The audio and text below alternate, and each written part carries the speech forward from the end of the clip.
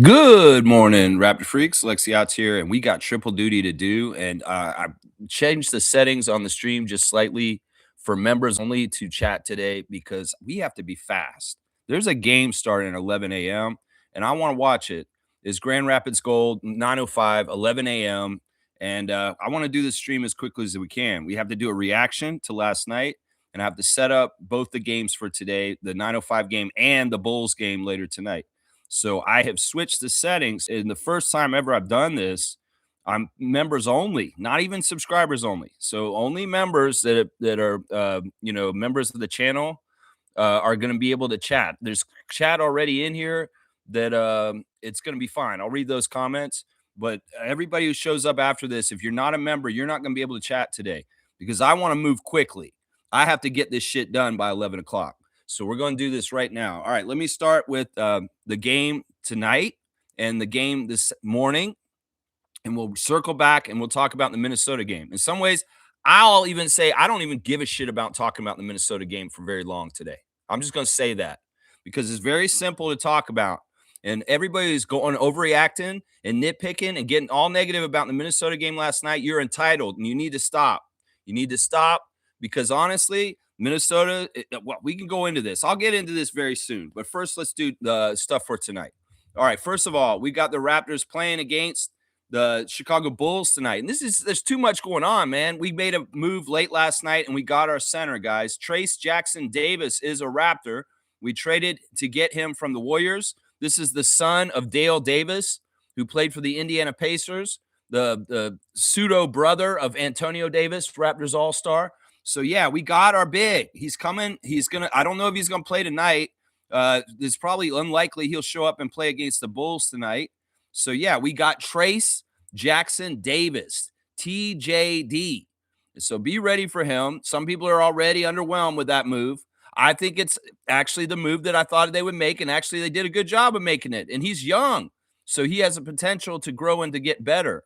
So we'll have to see how Trace looks, but he's probably not going to play tonight. Yak is out. He will not play today, although some speculate that maybe he could play tonight. So who knows? I don't think he will, though. I don't think he will. There would have been more noise about him coming back. Chucky is still out also. So the Raptors are likely to start the notorious barbecue combo as their starting lineup. That makes a lot of sense. Emmanuel Quickley, Brandon Ingram, RJ Barrett, Scotty Barnes, and Colin Murray-Boyles as their starting lineup for tonight. Going to the Bulls. They've done a whole bunch of movement. A whole bunch of movement in the last couple of days. It's really hard to figure out what their freaking team is because so much has gone on, going every which way. Apparently, the Bulls traded Dalen Terry to the Knicks, and they have picked up Garashon Yabusele. Now, Yabusele is not necessarily going to report to the Bulls, is what I'm hearing, that he's thinking about jumping out of the league again and going to Israel to play for a team in that country. So we'll have to see. Yabusele, either way, is not going to be playing against the Raptors tonight. So, yeah, Trey Jones is out, questionable due to a hamstring. So Trey Jones may not be playing tonight. Julian Phillips is questionable due to a wrist injury. They just acquired Jaden Ivey from the Detroit Pistons, making a deal with the Pistons, an interdivision rival. And Jaden Ivey is questionable for the game tonight due to trade pending. So it's not likely that Jaden Ivey will be showing up to make his Bulls debut against the Raptors tonight. Ayo Dosunmu is questionable for tonight due to a bilateral quadricep tendonitis. So he's questionable. Josh Giddey is ruled out for tonight. Josh Giddey, the most important player on the Bulls now, the Australian, has been ruled out due to a hamstring injury. So there will be no Josh Giddey tonight. Ousmane Dieng, who was traded to the Bulls from the Oklahoma City Thunder recently, is day-to-day, just when he's going to show up, because they traded Kobe White to the Oklahoma City Thunder, which is crazy, or to the Hornets. Okay, so they're the Hornets. Kobe White and Mike Conley go to the Hornets. Oh, okay, so that's where Kobe White went. So, yeah, Kobe White's not on the Bulls anymore. This is a big change because he was one of their most important players. Colin Sexton got traded to the Bulls, though. And he may be showing up, probably not. Him and Ousmane Dieng are just getting there. Another guy who got traded to the Bulls recently, Anthony Simons, who got traded for Nikola Vucevic, who's gone now. So this Bulls team is really, really completely different. And we haven't really seen them this year at all. This will be the first time we play them. So the old Bulls team from last year is not this team anymore. This team is completely changed now. Zach Collins is out due to a toe injury, and Billy Donovan doesn't think he'll be back until after All-Star. And Noah Senge has gotten hurt with his shoulder, and he had left shoulder surgery, and he's out for the whole rest of the season, the rookie from France. So, yeah, who's going to be there for the Bulls? I'm not even fucking sure. I have no idea who's going to be playing for the Bulls tonight with Kobe White, Nikola Vucevic, and all these other guys gone. All of a sudden, Dalen Terry, they really changed their lineup really drastically. So Josh Giddey's out. Anthony Simons may or may not have shown up yet. He may be the most likely to have shown up and be playing for the Bulls tonight is Simons. Isaac Okoro is their small forward. Matas Buzelis, of course, is still with the team. The young player is probably going to be one of their main players now going forward. Jalen Smith is the center. Let's see who else we got in the lineup for the Bulls right now. Patrick Williams is still there from Florida State. Lachlan Olbrich is another name on here. But, yeah, pretty much everybody else is questionable or hurt as far as their roster just looks crazy now. I should look at the roster from the top. Their main player, their highest paid player now is Anthony Simons. Josh Giddey is second.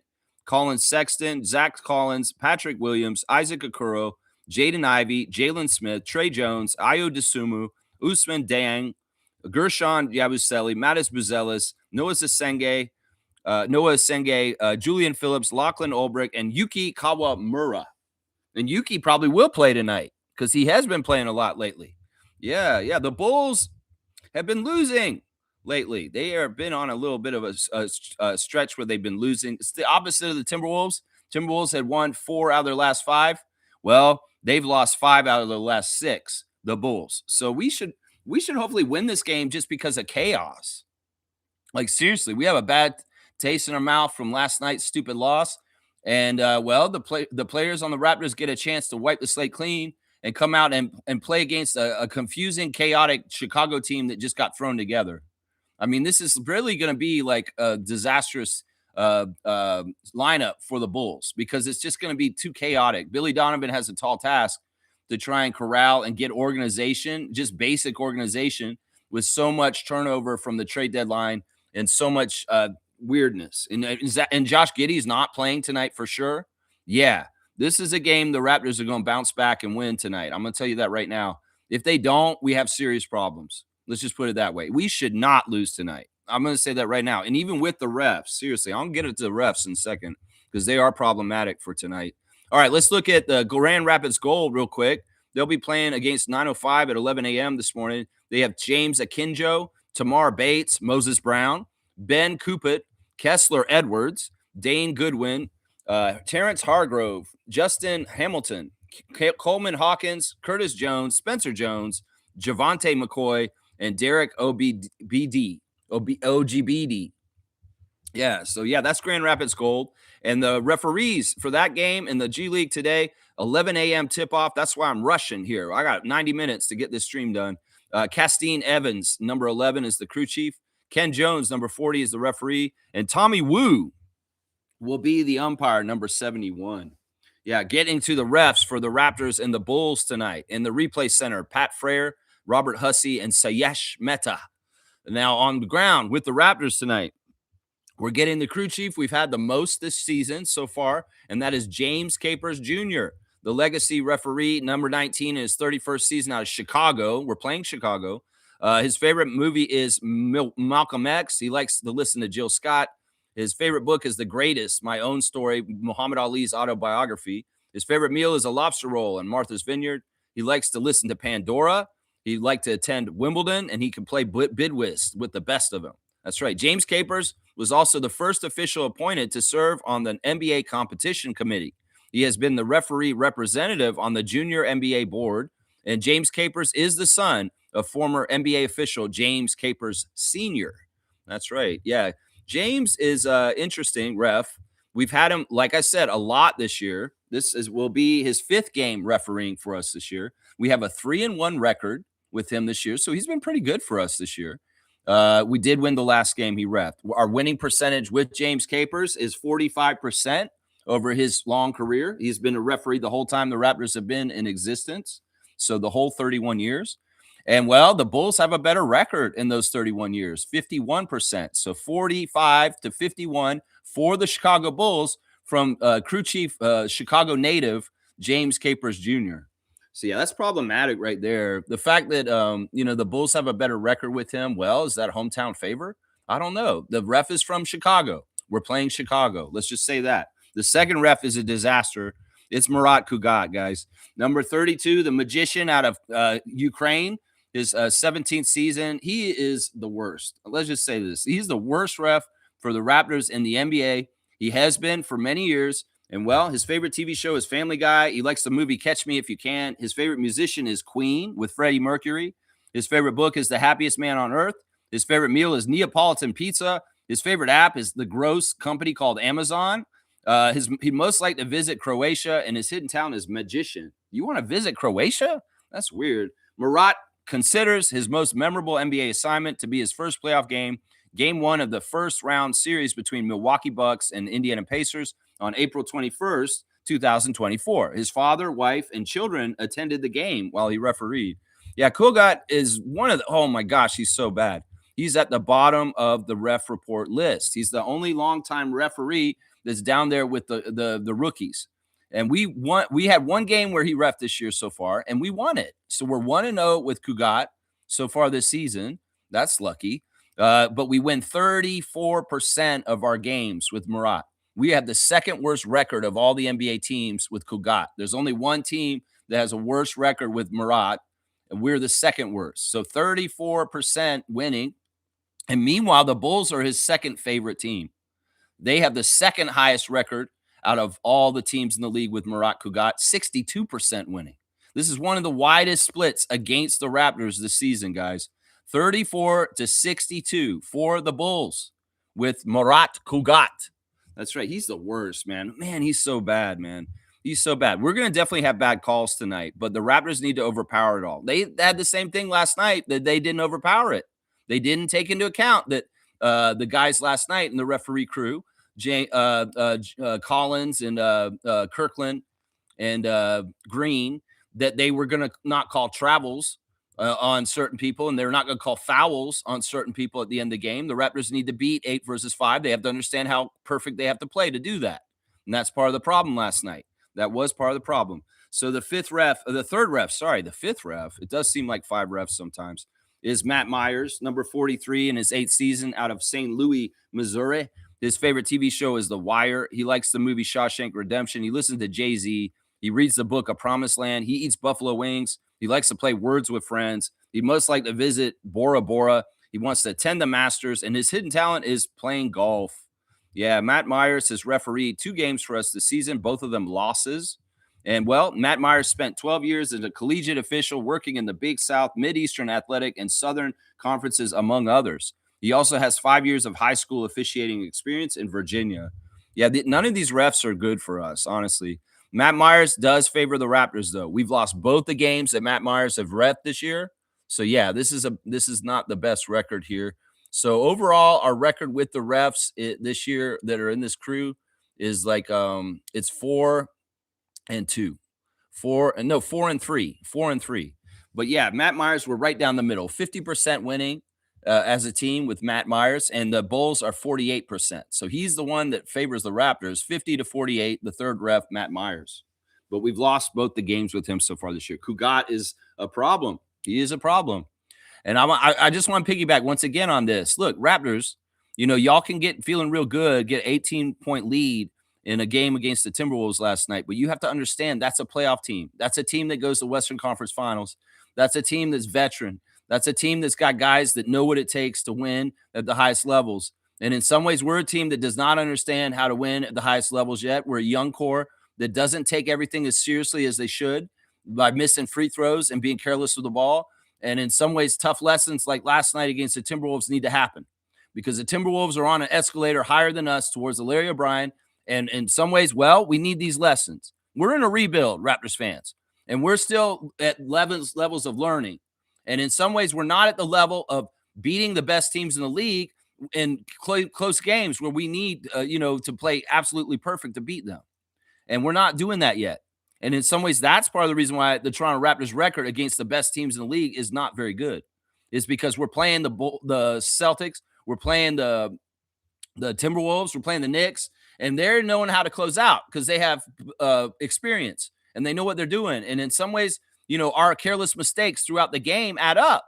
And that's free throw misses, that's bad turnovers, that's all kinds of different dumb stuff that could be changed and done better throughout the course of the game. Being so casual at the free throw line, it matters at the end because you lose to 2 points to the Minnesota Timberwolves. And meanwhile, Anthony Edwards knows what to do to put it into gear to take his team to the victory by kicking a lot of ass and making some major points at the end. I'm mad at Scott. I'm partly mad at Scotty because look, I saw this at the beginning of the game. We 7 minutes in the game, we already had over 20 points. So you do the math. That means this game's going to be a 130 to 140 kind of game. This is not a low-scoring game. Scotty can get away with scoring 15 to 20 points in a low-scoring Eastern Conference game. But when we play a Western Conference opponent and the offense is juiced up, Scotty, you need to start striving for 30-plus games.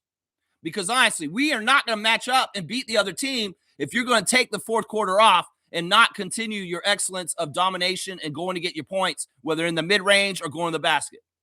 We can't have you sidelining at the end of the game. Now, some people are going to blame the turnovers. Sure, we can say that. Some people are going to blame the referees. That's exactly right, too. But in some ways, Scotty needs to do what Anthony Edwards did. And that's fucking decide you're the most dominant player on the court and take the fucking game over in the last 5 minutes and get the points. You did it one time when they took the lead the first time. You very, very emphatically drove the ball down the court and dunked it on them. You did it then and took the lead back. It was 119 to 118 at that time. Well, you didn't do jack shit after that for the rest of the game. So I'm going to say, I put it on you, Scotty Barnes. You want to be a superstar in this league. You want to be one of the best players in the league.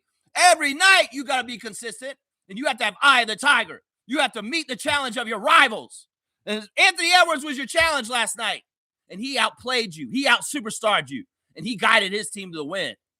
You and Brandon, you have this that falls on your shoulders. And in some ways, Brandon Ingram, you need to step up and be more of a presence right at the end of the game, too. But that's the thing. If y'all are lackadaisical, y'all are not going to go and take it. Well, Anthony Edwards will. He will. And that's a big part of it right there. Sure, we can get on RJ for piss poor bad turnovers with Jamal Shed and Colin Murray-Boyles. Those three guys had shitty games. I'll say it right now. Barrett, Shed, and Colin were absolutely part of the reason why we got dragged down and lost last night. Because RJ had an off night, and that's going to happen. Jamal Shed's making bonehead decisions and passing like an idiot with throwing the ball straight to the other team. The RJ turnovers, and people are getting mad at RJ for yelling at Colin Murray-Boyles. Bullshit. He's a rookie, and the vet can yell at a rookie, especially if the rookie ain't doing what's right. That's the only way he's going to learn. And that's what Colin said in the interview at halftime. He said, they told me that I haven't been going strong enough at the basket and I need to dunk it. Yeah, I said that. I said that on my stream. And Jack Armstrong said that on the broadcast. And yeah, your coaches told you too. And that's why you started going to the basket to dunk it instead of pussyfooting around, right? Yeah. But Colin, there's still a lot more things you need to learn about how much it takes to win in this league. And when you learn it more and more as time goes on, you will help us win more and more in the future. It's just right now, you're green. You're a rookie. You're in your first year and you're starting center at 6'7". And in some ways, yeah, I get it, man. You're impressive. You're ahead. In some ways, we're not expecting you to be this far ahead already. And that's fantastic. But with that, there's more expectations that come with it also, because you reveal that you're a very powerful player and that you could do a lot of good things for us. It's just that you're a young player. You're a knucklehead to a degree. And in some ways, you don't know exactly everything you're supposed to be doing right in the right time all the time. And well, RJ yelled at him because he didn't meet his pass, that he didn't come around and come to the pass. And that's, you know what, that is part of it. Gobert's a long arm person, and he got to that ball before him because Colin is, you can't be lazy.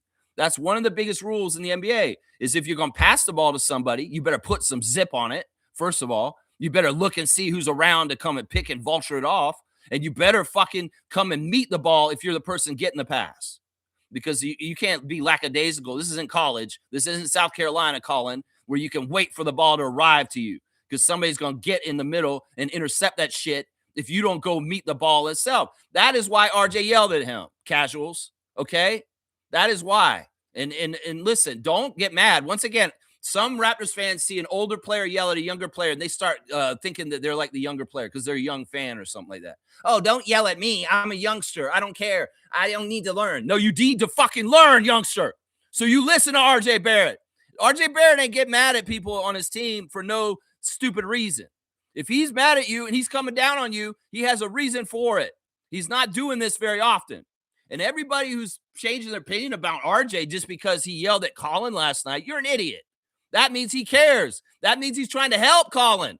That means he's trying to make Colin a better player. You dumbasses, is what I got to say to that. So, yeah, a little bit of Friday freak out on a Thursday because I have a lot to say about last night. And sure, it looks bad. Sure, Raptors fans get entitled and they think, oh, we should have won. We were up by 18. Y'all's fucking overconfidence and the way y'all acted during the game, like, oh, we got this. We got this. I never, ever think that way. You guys, some of y'all in the Discord are like, yeah, we got this. We got this. I'm like, motherfuckers, don't do this. Don't get overconfident, just like the team, because that kind of energy will fucking get you an L. You got to respect the whole fucking 48 minutes, the ball for the count quarters. You can't fucking act like you got this in the bag just because you're up by 18 at halftime. This is the NBA. It's hard, and it's not easy. And if you think you can fucking cruise control to wins at the end of the game, well, you find out what you found out last night. And that's what I got to tell Raptors fans, too. It's like, look, this team is young. They don't know what they're doing exactly yet. And y'all need to be stopping being casuals and getting all pissed off just because the Raptors lost a game when a 20-point swing. This is what teams like that age and that kind of rebuilding team do. This is a natural stage of the progression from being a shitty below 500 team to getting up to the top of the league again. You have to go through this shit. And every fan that thinks, oh, they're horrible, they're all messed up, you're casuals. You don't fucking understand the NBA. You don't fucking understand rebuilds. And you don't understand the Toronto Raptors. Because you guys are coming at the coach, you're coming at RJ Barrett, you're coming at this like the sky's falling. That's bullshit. This is a normal kind of loss for a young team that is trying to learn how to win in this league. And everybody who's over-embellishing and overreacting to this shit from last night, just get off the fucking high horse you're on. Because you don't fucking understand the NBA correctly. And in some ways, yeah, it looks bad. Sure, you think you feel humiliated yourself. You put that on your own self. You don't need to do that. You sure you can be pissed off because they lost. Get over yourself. You're entitled if you fucking get so pissed off just because the Raptors had a growing pain moment last night and had to learn a lesson to the Timberwolves. Had to lose a fucking 20-year fucking win streak against Minnesota in Toronto. Sam Mitchell's win streak. They shouldn't have talked about it so much at the beginning of the game, honestly. Sam Mitchell's win streak. Oh, I got the first win in this win streak. Last time they hadn't won since I coached this team. Well, good job jinxing it with the broadcast, you idiots on the broadcast bringing it up like that. Seriously, y'all should have never brought that shit up. The whole fucking streak thing. Seriously, just let it be quiet and let's just keep going with it. In some ways, man, you know, some people will get mad at Darko. Some of them are going to get mad at the players like RJ and Jamal. Some people get mad at the refs. I'm mad at the crowd. I feel like the fucking Scotiabank Arena crowd was lame as fuck last night. Y'all didn't start chanting defense until like 5 minutes left in the game. And you chanted for like 1 minute. And then when Anthony Edwards burned us and made a basket, you shut up for the rest of the game. Lame ass crowd. You guys are part of the reason why they lost too. Because y'all didn't bring the energy correctly to feed them at the end of the game. You didn't make it loud enough to fuck up Anthony Edwards' offense. You know, if you're loud enough, Scotiabank Arena crowd, you can fucking be loud enough to fuck up the other team's offense. Did you know that? Did you know you have that kind of power? Yeah, if you get noisy. But no, we had a fucking casual-ass crowd last night that sat around silently and just observed. Fuck you guys at the game. And fuck you referees. And everybody else I have nothing to say to. As far as good job, Chris Finch. Good job, Anthony Edwards. Good job, Minnesota Timberwolves. You're a professional, high-level playoff team, and you beat a young core that's rebuilding and learning how to win at the highest levels. That's it right there, Raptors fans. If you want to go any further on this shit and any kind of overreaction to it, I just laid out exactly what the fuck happened last night. And if you can't understand that, if you want to go in on them more, well, let's see you. Let's go. Let's talk about it. We'll talk about it. Seriously, because I'm sick of this shit. Raptors fans act so fucking crazy after losses like last night. And it's not worth it. We got a brand new game tonight to go into. That's 1 of 82, and that's a valuable lesson of losing to a very good Western Conference team. And that's it. I said it at the beginning of the game last night at the preview yesterday. This is a team of experience, this is a team of height, and this is a team of depth. And to beat this team, you got to fucking be at the highest level. You can't play like you did against Utah. You will not beat them. And that's what happened last night. They played better than they played against Utah, and it still wasn't good enough to close it out and win the game. So listen, y'all don't have casual takes on this. Understand this for what it is. The Raptors are a young core that's rebuilding, and they have to learn the process in the correct order. And this is a game that symbolizes part of that process of learning how to beat really good high top teams that are proven. That's a team that went to the Western Conference Finals. That's a team that went to the Western Conference Finals. So it's like, look, we're not losing to a slouch. This is not a shitty team. This is a very well-organized team that did a good job coming back and beating us last night. So let's get that all straight right now. Seriously, let's get that all straight. Yeah, Trevor J's first in the chat. Thank you, Trevor J. Commissioner Fun. Man, I know I'm riled up. In some ways, I got to come in fast and hard and quick on this one because 11 a.m. is looming. That's right. Trevor's saying this: worrying is a down payment on a problem you may never have because we create the problems that we can't handle and then cry for help. Yeah, I believe with this too. Like that's part of the wielding of fear in today's world too. Is like there's a real emperor's with no clothes, like the emperor's new clothes or whatever going on right now. Like there's a facade of power that's not actually that strong, but they have to use fear to uphold it.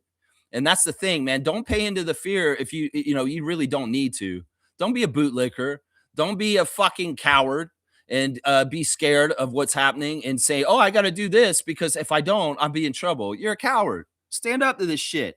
Because right now is the time people need to stand up to it. Because if we don't, nobody will be able to stand up to it in the future. And they'll be mad at us for not doing what we should have done now. So I'll say this right now. Worrying is a down payment on a problem you may never have. I mean, it's good to kind of figure it out realistically. And it's not that you should worry and let that be the biggest part of your life. No, you should stay in the moment and you should live in the activity you're doing right at that time. But, there's a lot to it. And remember, fear is a weapon at this point, and worrying is a part of that weapon. Let's just put it that way. Yeah, it's. I like this comment. You've made this words of wisdom in the past, where it's kind of like, why do you get all upset and worried when you may never have to be worried for that thing you're worried about? And that's a good sentiment. I agree with it. Yeah. Trevor's saying once again we fumbled the game after winning all 3 quarters. That's what I'm saying, y'all. Don't get all, we're up by 18 and we're going to win. Don't do that. Some ways I blame y'all for jinxing us because y'all get so confident. Fuck that. Every time I watch a Raptors game, there's 2 things I'm doing, and I wish all y'all would do too.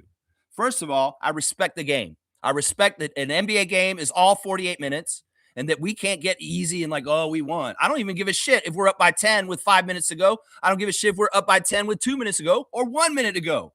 This league is crazy. And you should never get comfortable and say, oh, we've won this one for sure. No, this game doesn't end till 0-0's on the clock at the end of the 4th quarter. And the reverse of what I'm saying here is also I never count my team out. During the end of the game last night, there were opportunities for them to actually steal the game back. But we already get into Eeyore mode like, oh, we fumbled, we lost. What the fuck? We have a minute and a half on the clock still, y'all. We still have time. So it's like, do both, please, Raptors fans. Respect the game and the whole 48 minutes like the players should be doing. Like saying, like, look, man, we could get all excited. Oh, we got a 25-point lead in the 2nd quarter. Don't fucking act like that's already a win. That's the craziest, stupidest shit that Raptors fans do is they already think they got the win when it's not sealed. You got to land that plane and you got to get that thing done by 0-0 in the 4th quarter. And I don't feel comfortable about any game, no matter what, until that happens. And then the other thing is never, ever count them out. Never, ever pessimistically say the Raptors have lost this game already, even if they're down by 20 in the middle of the game or they're down by 10 with 2 minutes to go. Never, ever count them out. These are 2 very important things if you want to be a true Raptors freak, is you don't get cocky and think you already won the fucking game when there's still clock on the clock. You never do that. That's a cardinal sin. And then the second one is to give up on your team before those 0-0s come down. Sure, they may not have a realistic chance with 30 seconds to go down by 10. But in my mind, I'm still thinking they still got a chance, even if the percentage is probably nil almost. So I'm just saying, if you really want to be the full-fledged Raptor freak, those are two things you have to do. Respect the whole 48 minutes, like I wish the Raptors would, and never count your team out, no matter how the score is. And if you're at the game, you fucking start chanting defense after the jump ball in the first quarter. You don't wait till 5 minutes to go in the fourth. Pathetic. Pathetic crowd. In fact, I blame the crowd more than I blame the Raptors. I do. Seriously. Because y'all don't give no energy sometimes. You guys suck sometimes. And all the people that are sitting in the front row coming in after halftime in the third quarter, they're walking around on the sideline. Get your fucking seats and sit your ass down, because we don't need to see your hoity-toity asses walking around at the bottom of the screen when we're trying to watch the game. In fact, the ushers should be doing a better job of telling these entitled pieces of shit to wait their fucking time to stoppage of play. Why the fuck do these rich assholes get to walk in front of the screen when everybody else has to wait at the wings to come out to get to their seats in the regular seats? That's why I asked the ushers that are up next to courtside at the Raptors game. Fucking make Ed Rodgers wait till stoppage of play. Yeah. All right, let's keep going. Trevor J saying, so we got a big Trace Jackson Davis for a second round pick, but not your 7 foot, but 6'9" big man. Some people are criticizing this. They're like, oh, no, he's not it. Man, this is the new NBA. I think some of us are stuck on this whole idea that we need a 7-footer no matter what. We've got a 7-footer. He's just hurt. The whole problem is, and Sam Mitchell talked about it at the beginning of the game, he did a really, he elaborated very well on this. This is not something that's easy to find, a big. He said, get in line. Almost all the teams in the league are looking for what's on our wish list. So, it's difficult to get a good, talented big because they're scarce, unlike point guards, unlike little shooting guards. Those guys are a dime a dozen. But getting a good quality player that can play big in the NBA at the speed and the size and everything is really rare. And that's part of the problem here. In some ways, you got to think about also our place in the league as the Canadian team and all these kind of other things and how that factors into the scarcity of big men in the league. Now, I know that y'all expected a 7-footer, but we got a good, solid young player who's actually kind of on the timeline with our team. And, he's not 7 foot. And some people are getting all lamenting about that. But listen, it's a step in the right direction. He's a big. He's going to be able to block shots. He's going to be able to rebound. He's going to be able to hold some people with strength. And he's got, some good experience with the Warriors already. He's been a promising prospect for them. So, this is a good thing. We'll have to see him in a Raptors jersey. We'll have to see how he looks with our other players. And, I'm excited about it. It's not exactly what you would have thought. In some ways, the deal that happened with Chris Paul becoming a Raptor is goofy and weird. And we have to say a very sad, sentimental goodbye to Ochai Agbaji, who you guys were right. We said he's probably going to be gone in the next day, and he was later that night going to the Brooklyn Nets. It's sad. And in some ways, like I said before in the past, Ochai, you're always Raptors alumni. You're always going to be loved up here. You're a good citizen. And honestly, it's so poetic and amazing, and it says a lot about you and your character that the last main big thing that you did in a Raptors game for the Raptors was protect IQ on a dirty play from Desmond Bane in the Orlando game last week and coming and getting in Desmond Bane's face. That speaks a lot about your character and who you are as one of your last official acts as a Toronto Raptor. He could circle back and become a Raptor down the road, and I would love that, honestly. He's the kind of person that I would be like, you know what, if there was some sort of reacquiring him somehow, some way. It's rare. It doesn't happen very often. But if it did happen, he would totally be welcome back. This issue with Agbaji was not an issue with him as a player and what he does. It's more an issue with the salary cap and where his contract is at in his career. And, he's got a good place to land. He's in Brooklyn with Jordy. He's there with Jalen Wilson, who's a teammate of his from Kansas. So he continues to have a Jayhawk teammate with Grady going to Jalen. And, there's a lot of good opportunities for Agbaji on the Nets team to grow his game with more minutes and more opportunities and more touches. So we only wish the best for Avery, Valley, and Oshai as they go to Brooklyn, New York to play for the Nets. Yeah, it was going to happen, and he knew it. He knew it.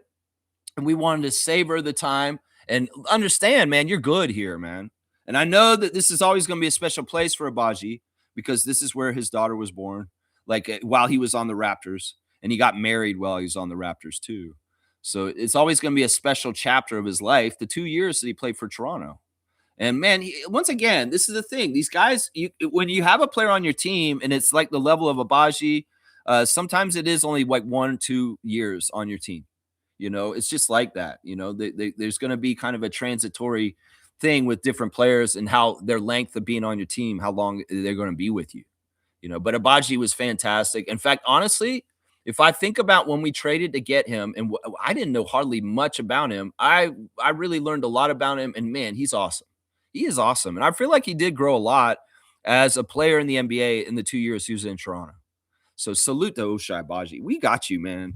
You're always going to be good on this channel because honestly, I don't see you shooting your mouth off and saying something stupid. You're just a good, nice dude, just in general. I love that story Josh Lundberg posted on Blue Skies yesterday saying that when he first saw Oshai coming to Toronto and he came up to him, Oshai came up to Josh and put his hand out and said, "Hi, Oshai." And Josh said, "I know.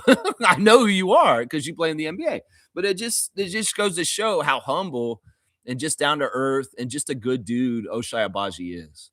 So, that's what I'm saying. We talked about this yesterday. The trade deadline sucks because friends of yours will leave. And, there's a certain level of sadness and emotion in the Raptors locker room when you see a guy like Abaji all of a sudden packing up and he's out. Grady's probably feeling it. Scotty's feeling it. There's a lot of guys on the team that probably had some good relationship with Oshai. And that, his void is felt. His void is felt, I feel like the energy the Raptors came out with last night was against Minnesota was a little bit informed by the Abaji trade. It's like, whoa, it's the business. We got reminded again. One of our brothers are gone all of a sudden. I feel like also Grady in some ways played a totally different way last night. He was very frenzy. And I liked it. I think that he was doing really good last night. Grady had one of his best games in a short burst last night. I was like, yeah, I want more Grady because he was playing just with a different kind of energy. Maybe some of it was there's no tomorrow. My friend Abaji has just been traded. And man, this is the reality. It's a reality check. And maybe also that Grady and Jacoby are not looking over their shoulders much, just like Jack Armstrong said. Is that maybe with Abaji gone, there's a little bit more minutes and the competition is a little bit lighter at that position on our team because we did have a logjam at that position and it was very, very competitive. And in some ways that competition may have hurt Walter and Dick a bit this year just because of that. Now Abaji's gone and the team's a little bit more balanced with the positions on the team. Maybe Grady's got some breathing room and he can finally kind of get a little bit more in a groove and get his career in his season back on track. You know what I'm saying? You know what I'm saying, man? James is saying good value for a second round pick. Great job, Bobby. I like that. James has a positive attitude on it. Mike, Logical Raptors Fanatics come in talking about the housekeeping on the Chris Paul deal. And I know, in some ways, look, I don't like how when they announced it, they're saying he will not report to Toronto. Is it because Chris doesn't want to play for Toronto? What the fuck is that, Chris Paul? Seriously, you don't want to be a Toronto Raptor? Are you one of these guys? Seriously, is that what this is? Or is this just maybe it's kind of like the thing where it's not even us, it's the Clippers putting an FU to Chris and saying, yeah, we'll trade your ass to Toronto. Chris is going to retire at the end of the season. Chris, why don't you show up and play some games for us? Are we going to be able to trade you this afternoon? Are we going to trade you in the next 5 hours? Are we going to be able to trade him before the trade deadline at 3 today? Because there is some talk that Chris Paul could get flipped one more time. If he doesn't, we're going to buy him out and he's just going to be a free agent or he's just going to go off the sunset and retire because nobody wants his old ass. I don't know, man. Chris, we do have a roster spot. You could fucking just hang around and be a mentor to the Raptors for a half year and finish your career in Toronto and get a alumni status with us. That's up to you, man. I just talked about Abaji and how glowing and how much we appreciate him as Raptors fans. But if you don't even want to fucking show up, you don't even want to take the Raptors jersey to your skin, Okay, well, fuck you then. You move on along. You'll be just like Alonzo Mourning then. And in some ways, that's sad because you're one of my favorite point guards of your era. And in some ways, I thought better of you. If it's just a something was like, well, I don't want to go through with this because I feel like it's a punishment that Golden State gave me to ship me to Canada. I mean, I don't know. It depends on how you want to look at this, man. It depends on how you want to look at this. All right, Seymour Pape is calling in the 4 quarters. We'll go ahead and do this. Seymour, good morning. How's Alberta? It's actually pretty good, man. It's warm out here, yo. Nice. Yeah, it's warmed up a little bit in the last day or so here. It's actually -5, but it feels great. Yeah, let's stick on this CP3 situation. First quarter. What do you like? Do you feel like there's a crazy disrespect to Canada? Like Yes. I heard you in with the referee report, Yeah. and the referees don't really side with us. But this CP3 situation sort of touches me a little different because in our history, we have over 10 Americans that were supposed to play. I can't just put it on Americans. There were 10 players that didn't want to come and play for the one Canadian team in the league. Yeah. But you have so many Canadian players that have never once said, I don't want to go to Utah. I don't want to go to Portland. Well, they can't do that. I mean, they do that on the down low. It's just that we don't hear it. But they can't say like I don't want to play for the US because it's like that's the whole league, right? But like there are different teams where players will say no, I don't want to go there. And Toronto just happens to fall into it sometimes. I feel like it's the programming, like the way that the US like educates their children is fucked up. They really indoctrinate them with all kinds of rhetoric of rah rah rah, America's the best, everybody sucks. And from that standpoint, that is where it starts. It's the reason why Vince Carter will look down on Canada no matter what, seriously, because there's a certain amount of programming. I went through it because I went to school in the States and I saw how they teach in public school in Florida. And it's an indoctrination to think your shit don't stink and that America's just number one and all this kind of stuff. What happens is, as a side effect of this, everything is second rate if it's not American. And this is really the dumbass, ignorant, kind of xenophobic attitude that fuels this. It really is. At work yesterday when I said, damn, we traded for CP3, someone here at work said, that sort of reminds me of the BJ Armstrong situation. I said, wait a minute, what? And he said, yeah, because it's like, he's a top-tier point guard, comes over, but he's very... BJ Armstrong wasn't top tier, but Chris Paul is. Yeah, and they get even like Alonzo Mourning. Yeah. A lot of guys. Kenny Anderson. Kenny Anderson's another one. Chauncey did come and play for us, so you can't put him on that list. And so did Goran, even though he's kind of dubious on this. Yeah, in some ways, I don't think it's really us. I think that if they had traded him to a lot of different teams in the league, he would have been kind of like, I'm not reporting to this team. I don't know. Maybe it is us. That's the thing I don't like about this. And Shams is just like right away, don't worry, everybody. Chris Paul is not going to report to the Raptors. I'm like, what the fuck is that? There's a level of ignorance there that is just, it's like, what the heck, man? Now, this is the thing. Bobby can see these opportunities, whether it's Venchenkoff or Chris Paul. And you're like, why does he do this then? Why did he make this move? Because it really was a genius financial move that, Mike elaborated on our Discord server saying that like he basically like opened up things to get like 2 players with money for doing this move with Chris Paul. So it's a financial move. It's a duck under the cap kind of move. And in some ways also you take care of the issue with the contract with the Baji at the same time. So it's a couple different things. It's just not flashy to Raptors fans. And they're like, well, what did we get from this? Oh, it's not really that sexy. I'm sorry. It's a financial thing that we got. And brought us under the cap, right? Or out of the country cap? Yeah, everything with our money. And like Mike was elaborating, wasn't even about that because we were already doing that. It's more about the flexibility with more extra money to do something like get Trace. Or I think we still have one more open roster spot. We still have another spot. So he may not be the only big we get. We could turn around and get a second big still also to really shore things up. And they may be waiting to see what happens with Yak before they go with that. So, yeah. Anyway, all right, second quarter. A player that I really like, I would love to see him in a Raptors jersey. But I'm not speculating for a trade right now, maybe down the road to the back end of his career or something. But a guy like Lugan Dortz, do you feel that his position is in trouble on that team now that they just acquired Jared McCain? Oh, yeah. 76ers. Yeah. The writing's been on the wall even before all the movement with the Thunder this week that Lou Getz is going to be an odd man out in the Thunder at some point, that he's not going to, there's going to be a point where his contract and needs are going to not fit with what they can do for him with everybody else as far as Chet, J-Dub, and SGA. So I've speculated, we talked about this last year, I think, that Lou Getz is the player that's going to be on the out with the Thunder in the next couple of years, and he may be available. I would love for him to come and play for the Raptors. And yeah, for sure. Yeah, and it could be very likely. I don't think that Lou Getz is going to have that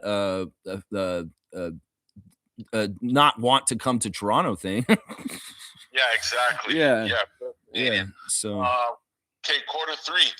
What's your take on that Jackson Hayes suspension?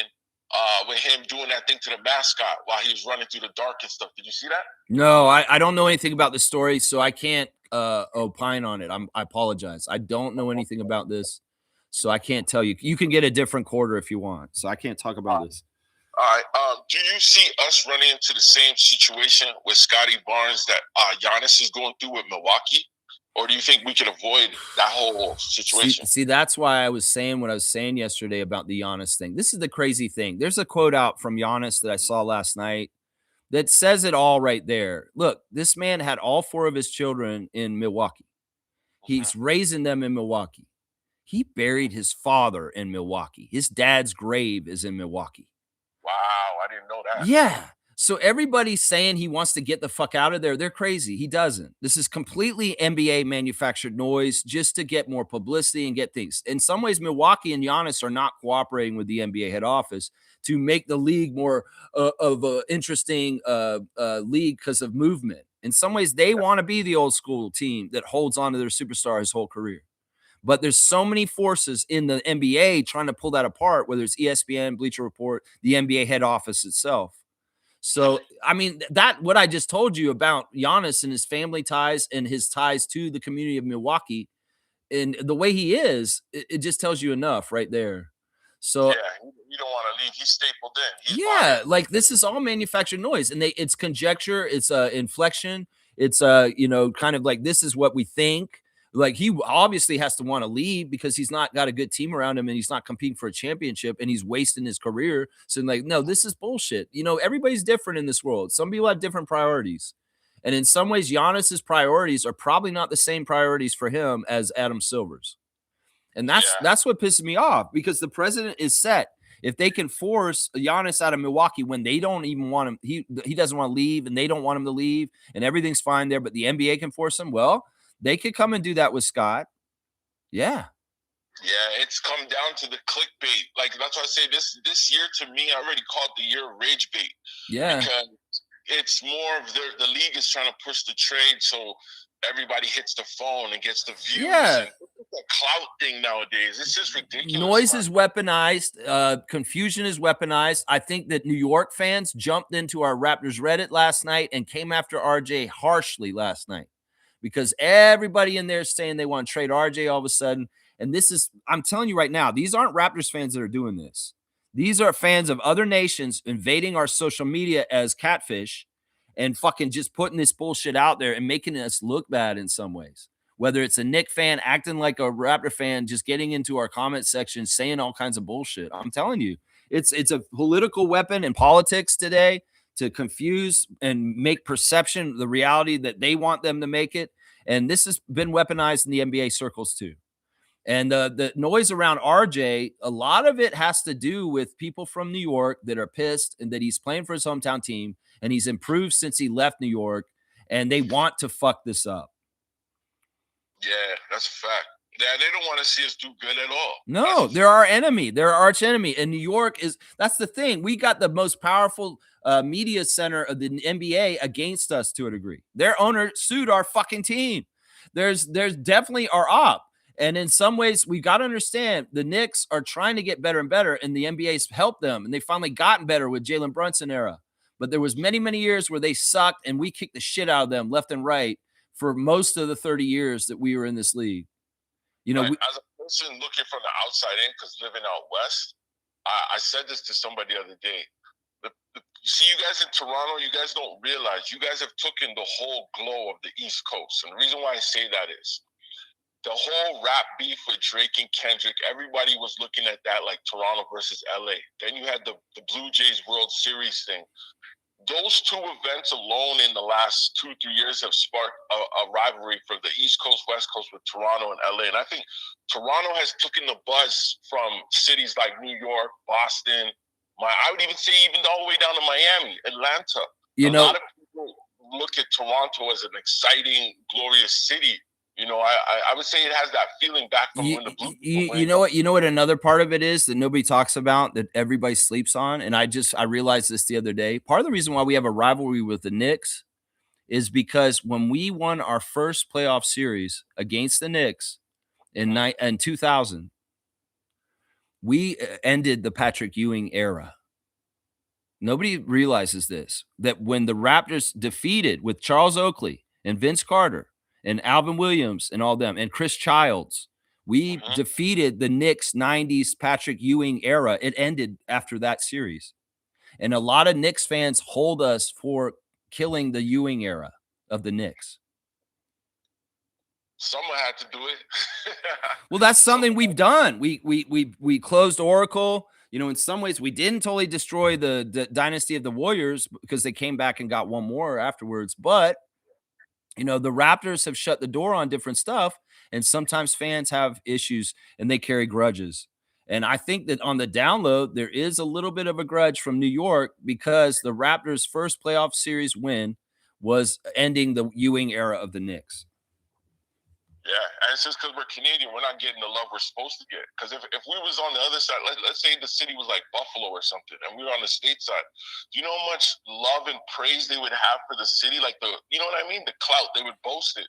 But because we're on the other side of the border, we're not getting the love and appreciation, the respect. I wonder about this sometimes because I'm like, what if we were an American city? How would they market us, and what would we be? I mean, it's amazing what we could have been, seriously, or what we would be with our proper due.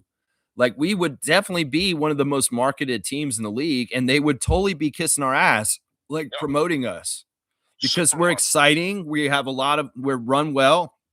We're a proven winner despite all the obstacles that get put in front of us. So just imagine if we didn't have half the obstacles in front of us, where the fuck would we be? Yeah, I see a supermarket. I definitely see a supermarket for sure. All right, last quarter.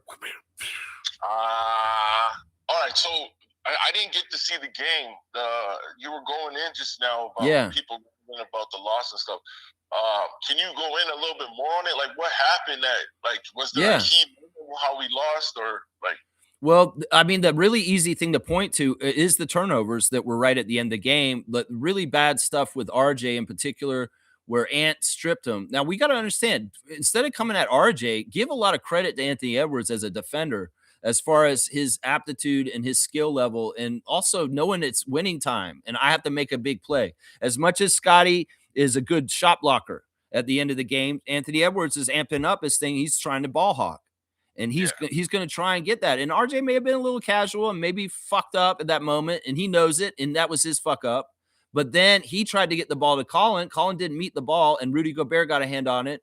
And then there was another transition basket, which absolutely killed us. But people are going to pile that on RJ also. And then you had Shed make a completely bad turnover after that too. So 3 really bad turnovers in a row.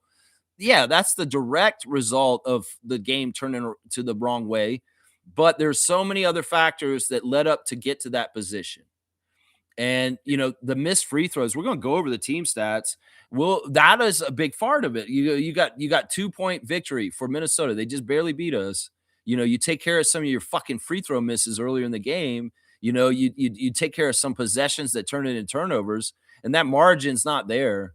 We got to realize once again that in the end of the game, we have to have a double-digit lead because the fuckers like Courtney Kirkland are going to give favorable calls to the other side. I mean, there was that one play where Scotty put the ball back.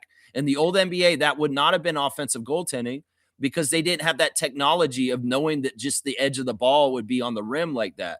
And that should have counted. And that could have given us a factor to still win the game if they'd given the 2 points to Scott on that dunk putback at the end of the game, but they had to go and analyze it. This is where the technology pisses me off. because honestly, eyeballing the game as a ref in the 80s and the 90s, that's a more pure way to referee. And, you know, if these refs are going to be utilizing this technology more and more, they're going to get lazier and they're going to get worse at their jobs with their own eyes. And we're going to rely more and more on the technology to make the rulings. If they watched that clip and they just saw him and they just watched the clip without the ability to have that technology, they would have said challenge successful and given us that basket by Scott. It's just that little shade of it that they can do with the computer and look at it with the tracking or whatever. That's what fucked that up. Now other people say, well, that means that we're really getting the plays right. No, fuck that.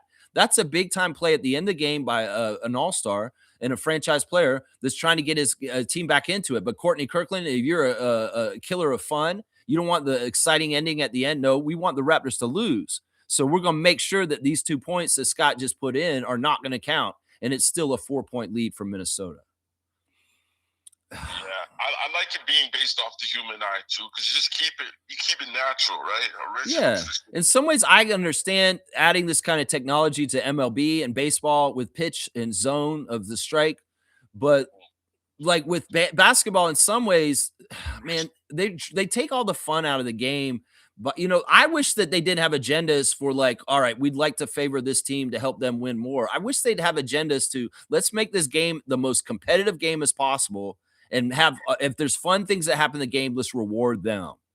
But they're killjoys and they don't want to. Like Courtney could have easily said the challenge is successful. The 2 points by Scotty Barnes are count, and it's a 2-point lead for the Timberwolves, and we've got time still to ability to do that. But they killed the game when they said that challenge was unsuccessful, and that was pretty much a deflator. And like, yeah, we're not going to get this because we needed those 2 points. Yeah. So overtime question. Yeah, sure. Why not? Move so far has impressed you the most, or which move has surprised you the most? Like, damn, he got traded?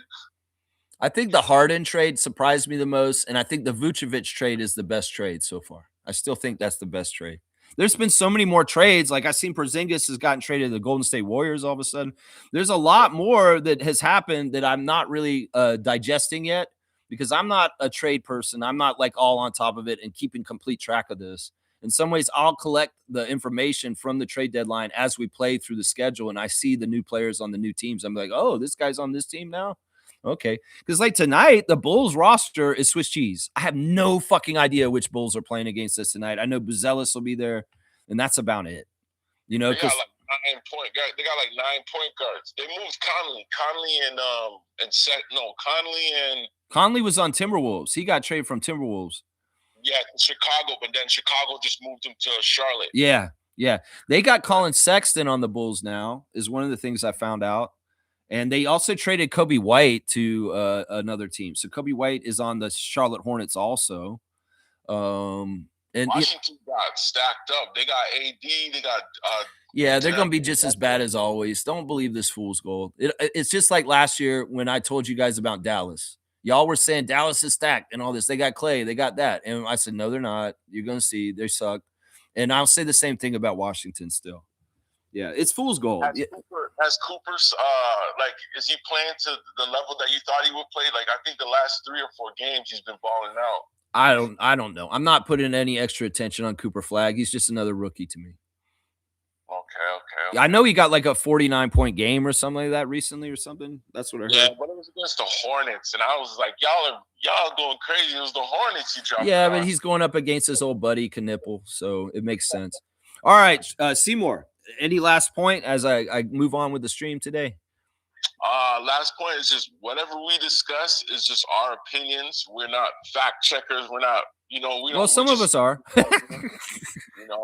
It's just our opinions. If we said something that you guys don't like or something, we apologize. It's just our opinion. We're not trying to create any negativity in the chat because we all root for the same team. Yeah. So stay safe out there. Have a good day. Keep awesome. Blessed. Yeah, I like that positive message. That's right, man. Remember, we're fans, and let's root for our team. Let's support our team, and let's do the right things for them. Let's go Raptors. Cheer. The Sheriff, Seymour Pape, City Slicker, calling in from Calgary, Alberta, Canada, with his 4 quarters. Good stuff, man. Good stuff, man. I love it. Trevor's saying Dallas Mavericks and Washington Wizards. What do you think about those trade deals? I don't know.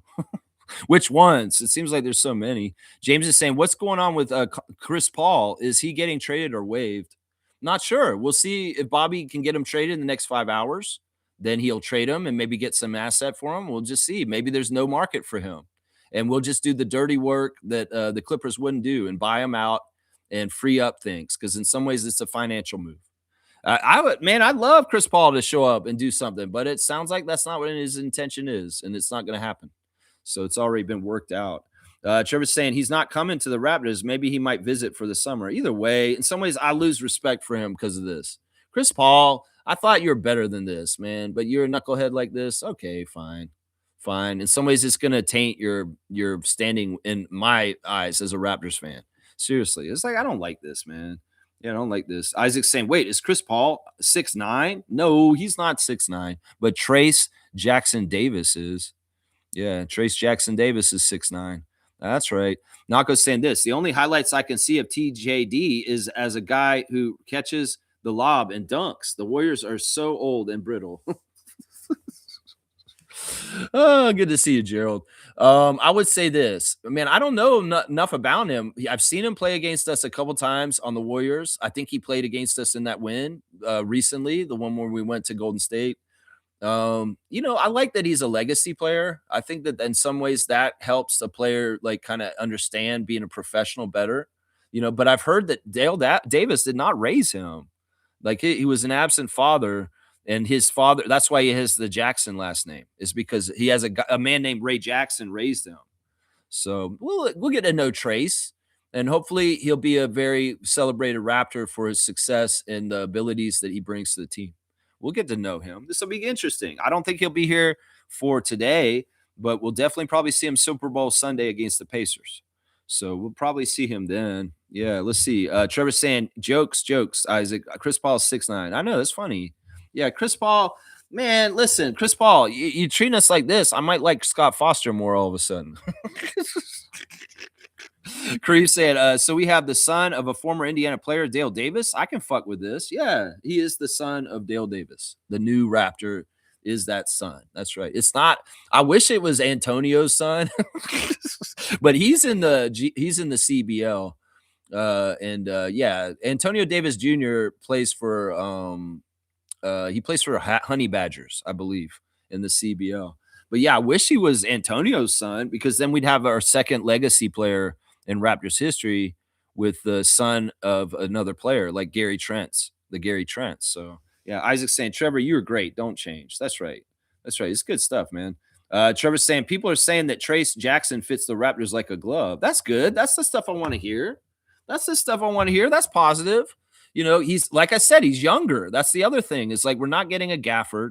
We're not getting an older player. This is a guy who actually could, if he works out, could be invested and sticks around as part of the nucleus. That's the thing. There's promise with him. It's not like a little short-term rental just for the time being. There's actually potential for him to have a long run with us if he works out. That's a cool thing. And I think that some people are saying, yeah, this dude's actually kind of fun to watch, man. He's kind of fun. Monique is here. Super fan Mo in the house. What's going on? Good morning, Raptor Free crew. Happy game day. Listen, I wanted Day'Ron Sharpe, but hey, TJD better than nothing. Let's go. Yeah, this is going to help, guys. We're getting a better balance to our roster. We traded a wing and we acquired a big, and we still have an open roster spot. We have to remind everybody we still have an open roster spot. So that can be utilized to get another player still. We have been operating with one less person on our team all year. And, that roster spot's been forgotten about most of this time. So there is still an opportunity to get one more name and add them to the team. And it may be off the buyout market. We were talking a little bit about Kevon Looney in the chat yesterday. And some people were like, no, not Kevon. And I was like, well, he is an experienced, long-time player that can play the 5, and he's done it at a high level for playoff teams in a long time. So I don't know. We'll just have to see where he goes. Could we get Day'Ron Sharpe still? Probably not. I was hoping that Day'Ron Sharpe would have been in the Abaji deal. Like, instead of getting Chris Paul, why didn't we just get Day'Ron that way? But maybe, there's a method to the madness, and Bobby's a salary cap genius.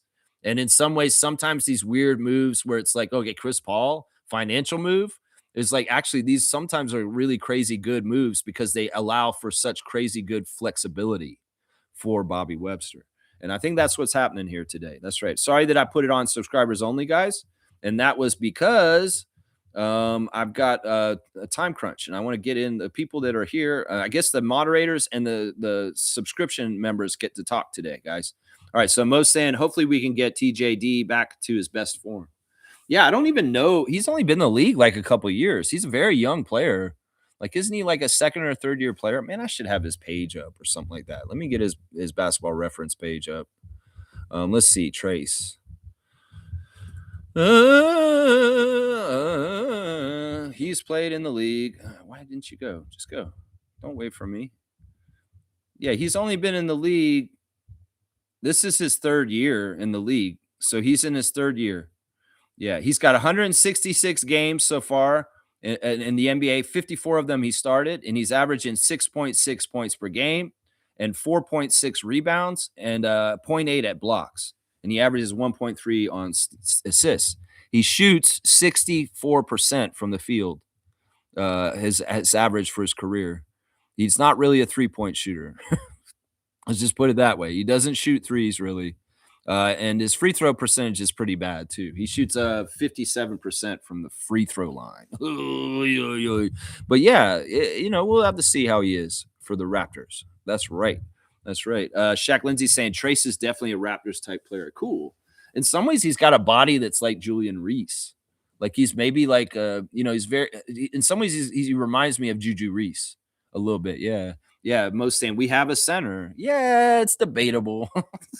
I think that this league is just not true center kind of league anymore. They're very few. And if you're lucky to have one of them, you better hope that they can get up and down the court because this league is fast.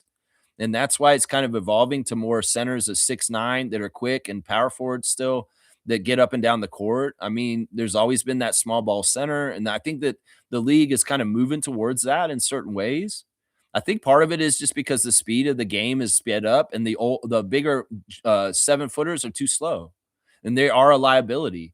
And to hit that sweet spot of getting a 7-footer that can actually run in the level of the NBA is very tough to do. Very, very tough to do. They're very rare and it's very tough. Very, very tough. Yeah. Yeah. Let's see. Shaq Lindsay saying great pickup. Shaq Lindsay saying also RJ lack of production was because he was hurt emotionally. Interesting. Let me go do the box score. I need to get on this part of the stream right now. We're going to do the stars of the game. My number one star of the game last night was Scotty, even though I was so critical of him just now. He had a pretty good game with his stats. But this is the thing, Scott. Like I said, if this is going to be that kind of a shootout, a Western Conference shootout, a high-scoring game where you guys are going to be scoring over 120 points, both teams, you've got to take a bigger slice of the pie than 15 to 20 points, Scott. And you need to take it on yourself to maybe go get a 30 bag in these kind of games, especially if you can tell in the first quarter that this is going to be a tempo offensive game because both teams are scoring. You need to adjust and recalibrate to the fact that you may need to get a lot more of these mid-range shots that you were taking that were so fantastic. I mean, there was a lot of purposeful, very powerful offense from Scotty, whether it was going and attacking the rim or the mid-range 10-foot, 15-foot shots that he was stopping and popping. When he realized that Rudy Gobert is a lazy defender who won't come out and get you, you find the space and stop and pop.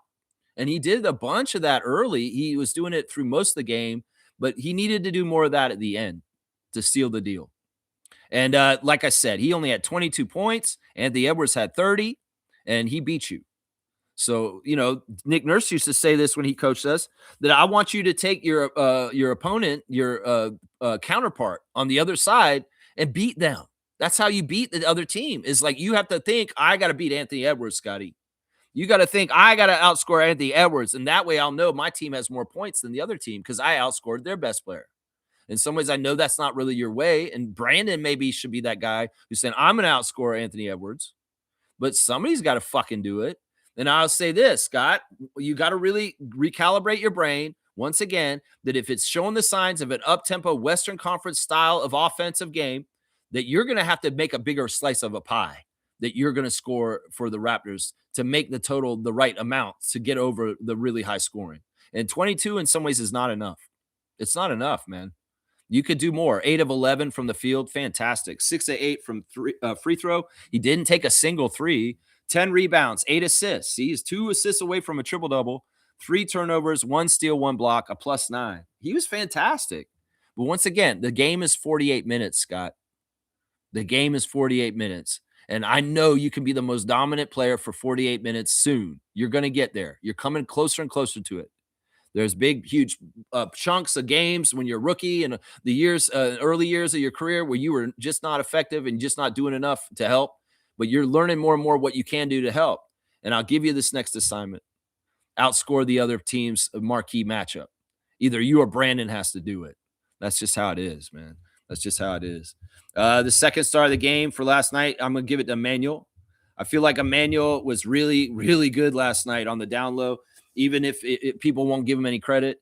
34 minutes for quickly, 23 points on 8 of 12 shooting. Fantastic shooting. His shot selection has been so much better in recent months, and it's shown with his shooting. 6 of 8 from 3. That's Manuel, man. That's what I'm saying. Call 5. Like, look, guys, this guy's a winner.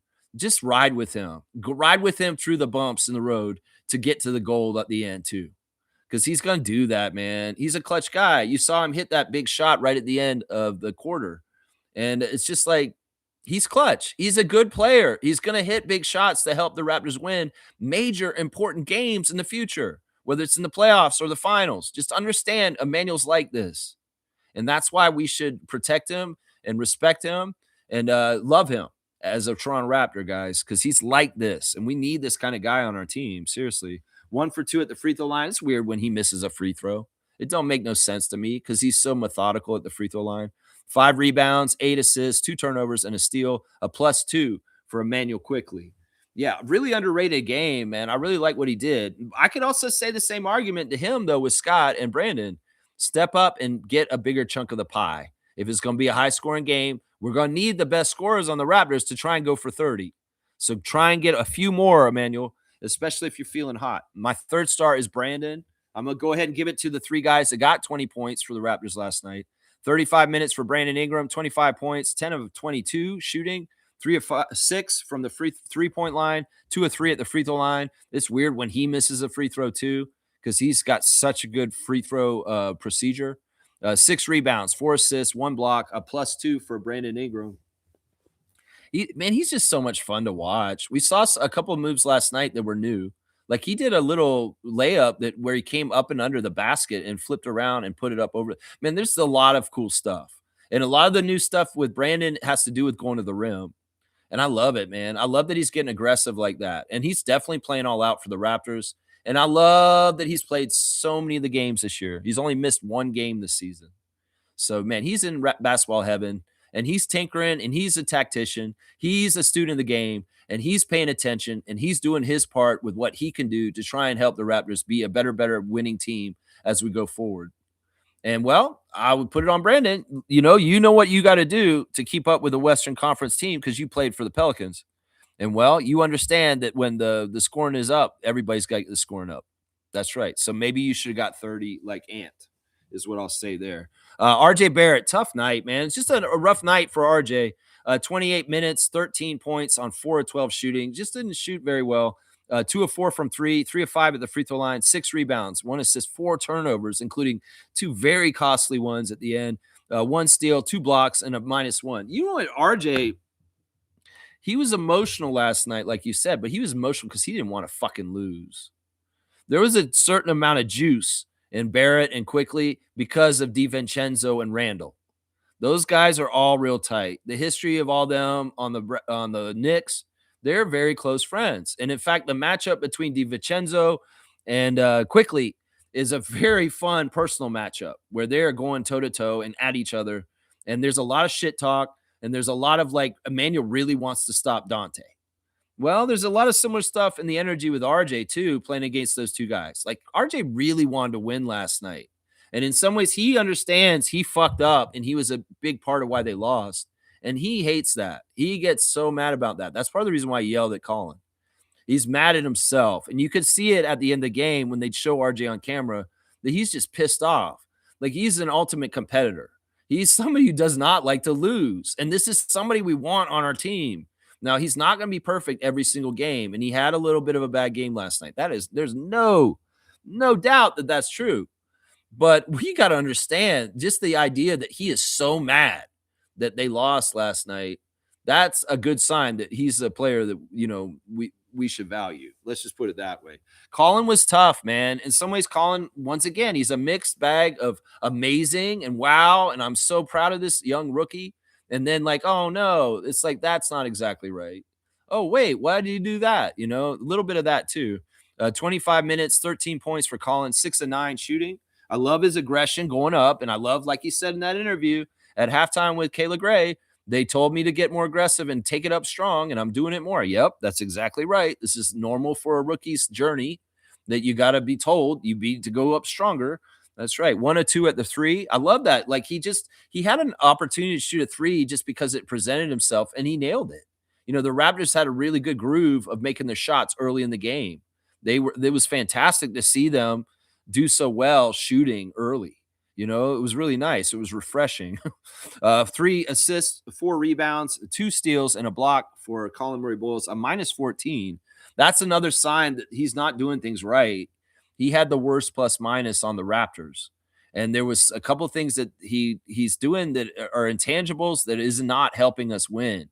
It's like he's missing some assignments on the download that we can't perceive because we're not totally in-depth knowledgeable coaches and basketball heads that can see it. But there are stuff that Colin's doing wrong on the down low out there with his choices on defense that are hurting us. So we're going to get it all worked out. He's going to learn. He's a smart kid. He's a fast learner. He's going to learn faster than later. It's not going to take long. Trust me. It's just that he's a rookie. He's still got to figure it out. Off the bench, Sandro, 14 points, 32 minutes, 5 of 10 from the field, 2 of 5 from 3, 2 of 2 at the free throw line, 4 rebounds, 2 assists, 1 turnover, 1 block, even on the plus minus. He is probably an honorable mention for the game last night. Just a very active, very useful, valuable player for the Raptors this year, who's just adding all kinds of different stuff, whether it's confidence with the three-point shot, whether it's mixing it up physically down low for rebounds and just being active. He's done a great job. Grady Dick, fantastic game. He gets an honorable mention from me for sure. I'm really happy with what Grady did last night, all kinds of ways, because Grady showed a real zest and a flair with his energy. He was getting after it. There was no doubting that Grady wasn't trying his ass off last night, because he was, and he was paying off for him. It was paying off for him. I love that putback dunk he had last night. That's a powerful move. That's a move that will get you back in my good books, Grady. You got to go get it. Go be aggressive and throw that ball down. Telegraph an offensive rebound and throw that ball down, Grady. That's exactly right. You didn't even take a three-point shot last night, and I thought you had one of your better games in recent memory. So 13 minutes for Grady, 6 points on 2 of 2 shooting. He made both his free throws, 4 rebounds, 0 turnovers, a -4. Just a solid effort. And you know what? The other thing that Grady did last night was he was really good on defense. He was bugging people and he was coming at them, and he didn't let people get totally open shots. It's tough, though. You're guarding Anthony Edwards, and he'll make a really impressive shot on good defense. You guard him perfectly, but he's still going to make the shot. He's just like that. So, yeah, Grady, good job last night, man. This is really, really awesome. And I could tell in some ways, I don't know if you're panicked or scared. No, you're coming with zest and confidence. And in some ways, you have more breathing room, unfortunately, with your friend from the Kansas Jayhawks gone. Yeah. Jacoby got in there for a little bit too. 14 minutes, 3 points on a three-pointer that he made, 1 of 3 from 3, 1 assist, 1 turnover, and a -3. Just not a overwhelming game for Jacoby. And as Jack and them were talking about last night, the Raptors were running more of a playoff rotation with a limited amount of guys out there. Really, they only played 7 guys in some ways. Walter and Dick got in there for 13 and 14 minutes. But honestly, it was really like they were shuffling the starting lineup out with Sandro and Shed, and that was pretty much their rotation. Yeah. I some criticism of Darko not having either Brandon or Scotty on the court at all times last night, and I agree with that. I think that having both those guys out at the same time, the Raptors are in a bad place when that happens. And we can't do that. We shouldn't do that.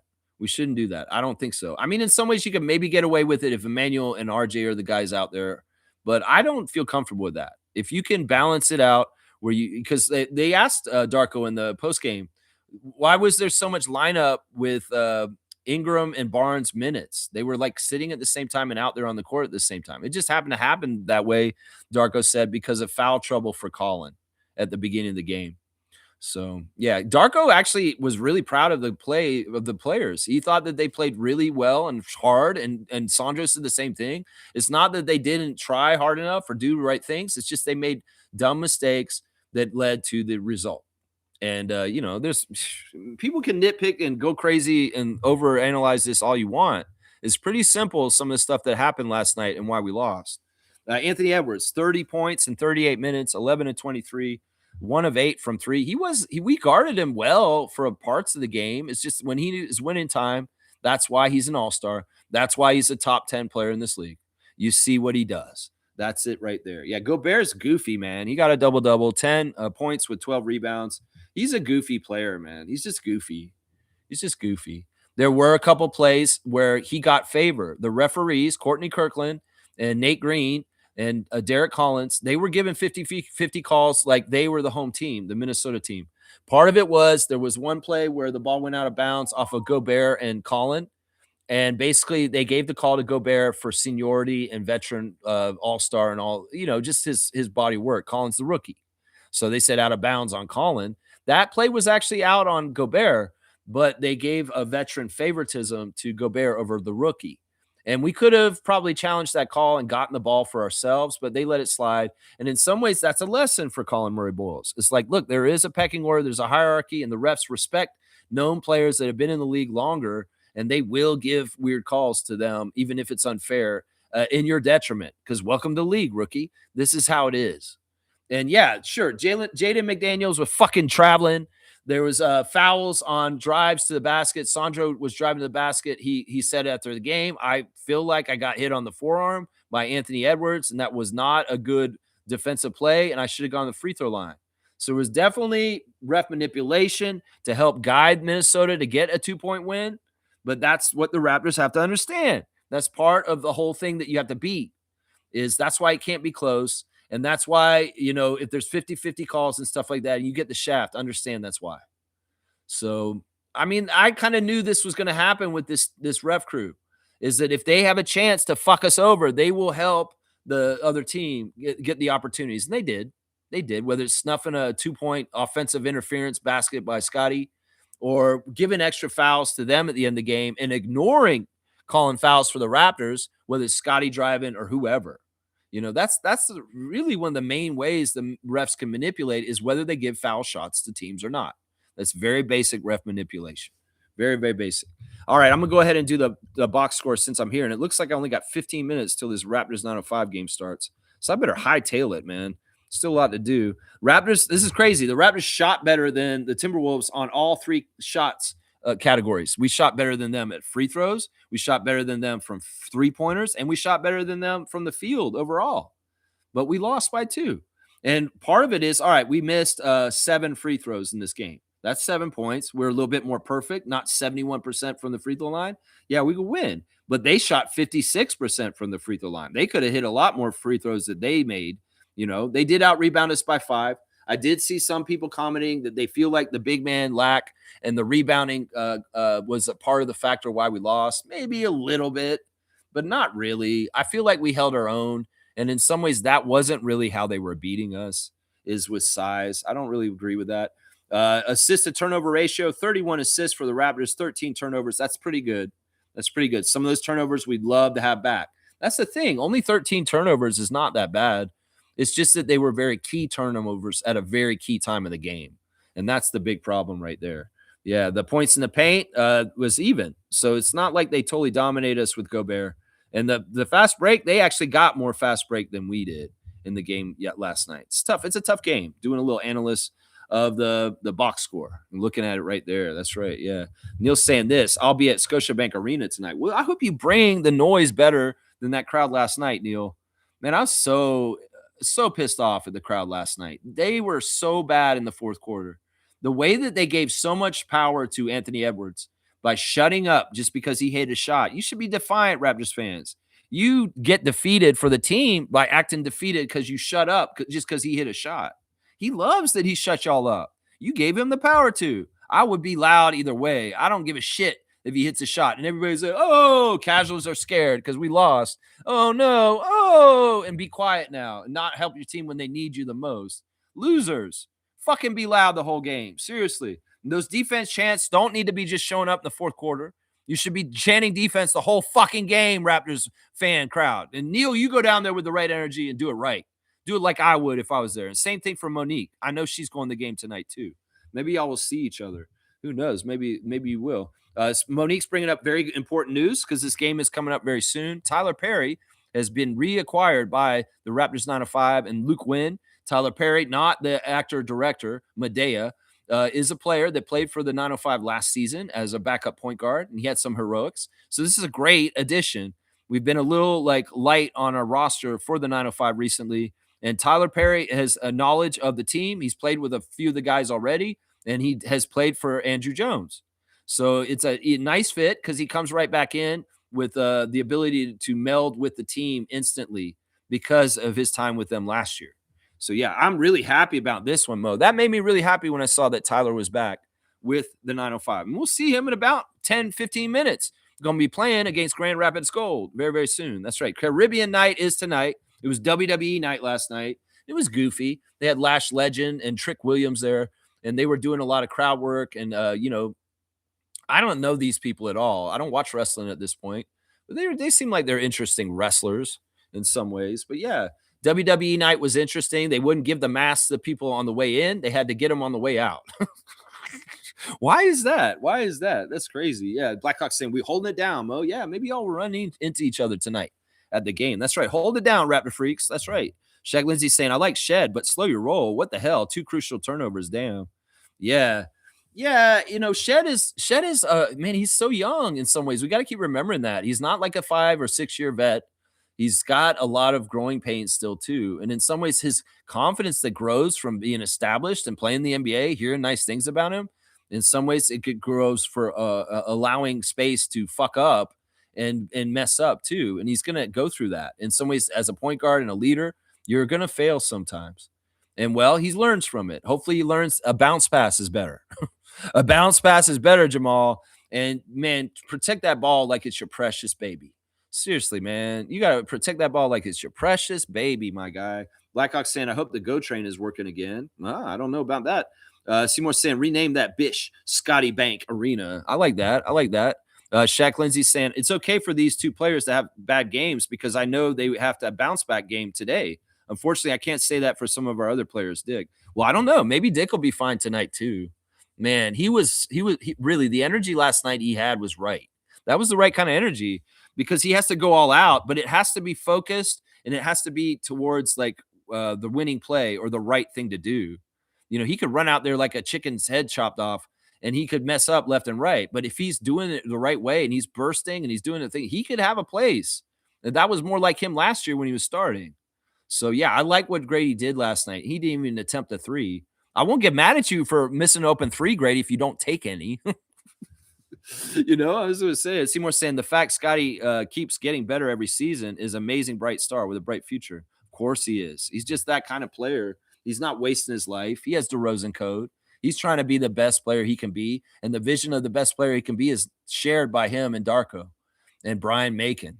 And they're doing it. Brian Macon sitting at the court side with Alyssa and Patrick from Patrick, that's Scotty's friend from the club. Yeah, they were all sitting there on the end line. I've seen them sitting there in a row. Brian Macon, the trainer of Scotty. That's right. Neil saying Raptors got to raise the scrappiness. Many rebounds, loose balls. They should have won. Yeah, I agree with that. I think that they did mostly well in this game. Like they were beating Minnesota most of the game. It's just Minnesota's veteranness and understanding came through in the end. And once again, give good credit to Chris Finch. He's a good coach, man. He's been doing such a good job with Timberwolves for a few years now. Yeah. Shaq Lindsay saying, Minnesota don't scare me. I'm okay with the loss. Growing pains. Yeah, it's totally growing pains. It's totally part of the being on the escalator to the Larry O'Brien. They're a couple steps ahead of us, higher up, and they're more of a legitimate title contender. And we are still a rebuilding team that has a winning record that is learning how to beat the top teams in the league. That's it right there. That's it. Exactly. That's right. Neil's saying 4 to 6 bad possessions can cost you the game. That's right. Right. That's right. And Shaq Lindsay saying, Lex, what? Colin Murray-Boyles was phenomenal. He's a mix of both. He's phenomenal in some ways. He has an amazing talent, but there's so much I can see he cleans up. If he cleans up the stuff he can cleans up, he's going to be even more amazing. That's what I'm going to say right there, because he has a lot of powerful stuff about him. And like he was muscling with Gobert and he was holding his own. And, there is a lot of interesting things. His hands are amazing. His hands are amazing. He has some of the best hands in the NBA. He really, really does. All right, let's keep going. But yeah, it's a mix of good and bad. It really is. Monique saying fourth quarter woes continue. Refs versus Raptors. Positive thoughts. RJ's turnovers. He'll learn. RJ hates himself for making those turnovers. He knows he had a poor game. And in some ways, whoever said he's going to bounce back tonight, they're exactly right. They're exactly right. Roger Raymond's here. Good morning, Roger Raymond. This is a members only stream today because we're trying to get done quick. So let's see. Mr. Roger Raymond saying, good day, Raptor Freaks. Hope these hard lessons lead to true growth in these players. For sure. For sure. In some ways, Scotty's got to learn how much more it takes. Jamal Shedd's got to learn how much more it takes. These are important. These are important. RJ made a bad pass. Rudy was kind of fronting him, and he just kind of got the hand to it. You could say that he made a bad pass, but there's also the ability, the whole thing about Colin coming to meet it.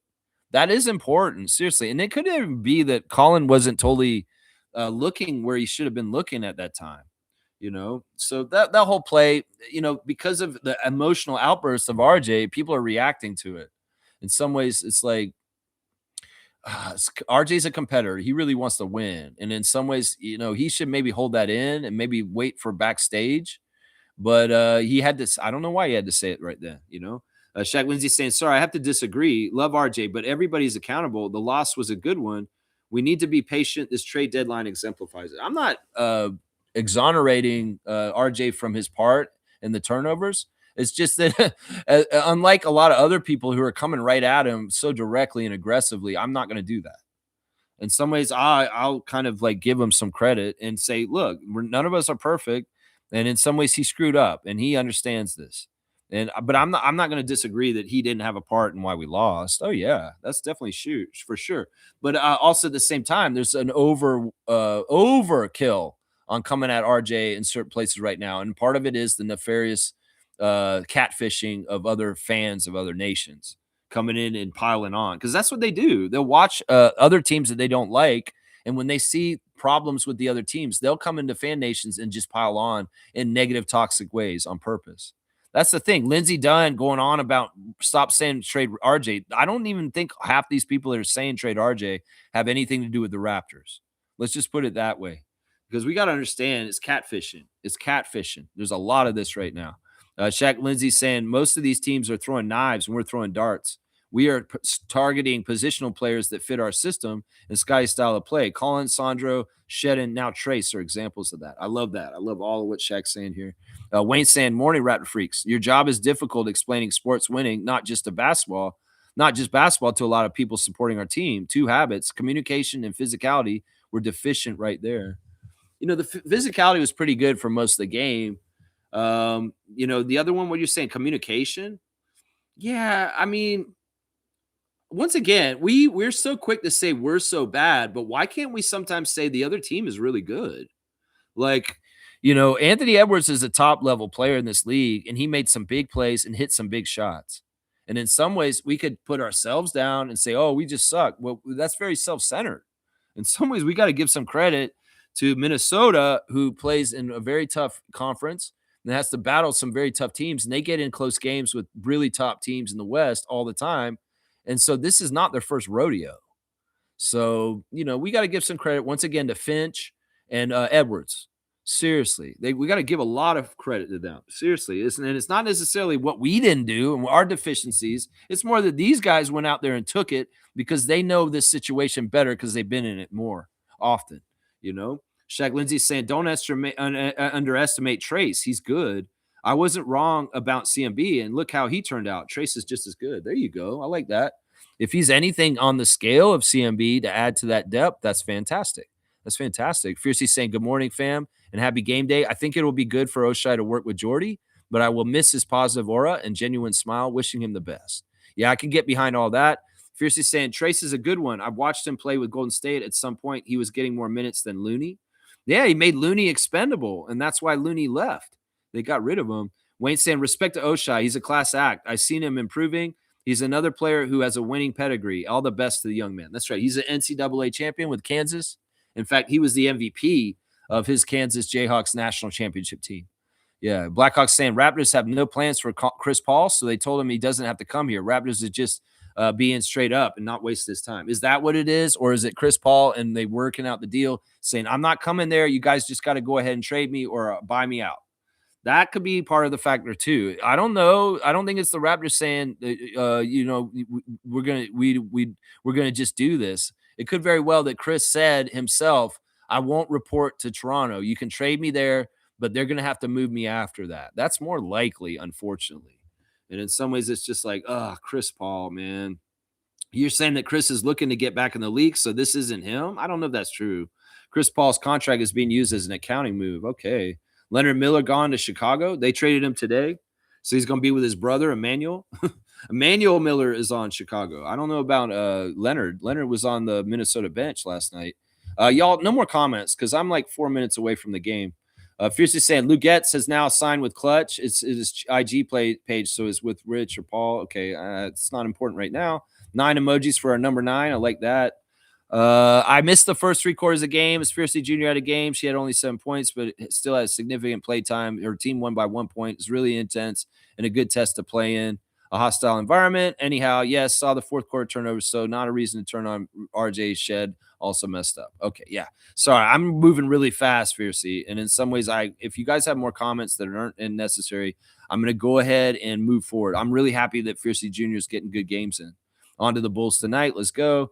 Minnesota trade Rod Dillingham, Leonard Miller, and 4 second-round picks to the Bulls to receive Julian Phillips and Ayo Dosunmu. So I guess we're not going to see Ayo Dosunmu or Julian Phillips. But is Rob Dillingham and Leonard Miller just hanging around in Toronto after being here last night? Maybe. Maybe. Eye Candy saying getting high and Seymour. Wayne saying, wow, if Raptor freaks are freaking out now as if the team is on a championship run, wait until they encounter the contempt they exude to opponents. Pistons' physicality is winning basketball. Let's see. Well, we'll see the Pistons next week. Welcome home to Chuck Swirsky. That's right. He's in town because it's the Bulls, and it was his birthday last week. Neil saying Chris Paul got us $3 million off the cap. Dayron gets you. I don't want to read that, man. More savings used than Chris. Wayne saying I don't want to see Colin taking 3-point shots when Brandon, IQ, or RJ are on the floor. Even Mamu. Colin will make threes when there's no pressure. Close the game when you get the ball. You look for those guys for sure. He had a 3 earlier in the game that absolutely was in the flow of the game, and he made it. There was another 3 he took later that was not that. Superfan most saying W stream, W vibes. Despite the outcome, keep at it always, Lex. Raptor Free Crew strong forever. Just help me limit the comments. Thank you, Monique. I hope you have a fantastic time at the game tonight. Get that W. Get those vibes right. I know you and Neil will do a good job. Wayne saying, I watched team sports and one positions yourself ahead of the opponent in order to get that pass. So Colin wasn't coming for the ball. That's what made RJ's pass look worse than it was. Youngster will learn. Yes. And that's what I saw too. Some people would just blame RJ because he's yelling at a young kid, just like they blamed Thad Young for yelling at Scotty.